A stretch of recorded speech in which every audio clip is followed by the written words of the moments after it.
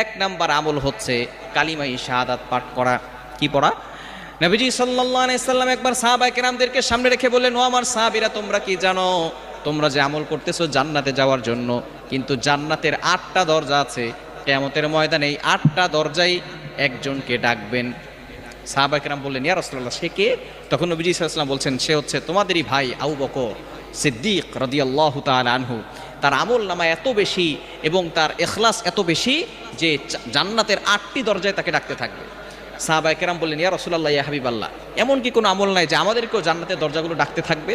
তখন নবীজি সাল্লাল্লাহু আলাইহি সাল্লাম বললেন, সেই জান্নাতের দরজা ডাকার জন্য তোমরা একটা আমল করবে, সেটা হচ্ছে ওযু করার পরে তোমরা এই শাহাদাত আঙ্গুলটা আকাশের দিকে তাক করে তোমরা বলবে, আশহাদু আল্লা ইলাহা ইল্লাল্লাহু ওয়াহদাহু লা শারীকা লা ওয়া আশহাদু আন্না মুহাম্মাদান আবদুহু ওয়া রাসূলুহু, অর্থাৎ কালিমায়ে শাহাদাত পাঠ করবেন।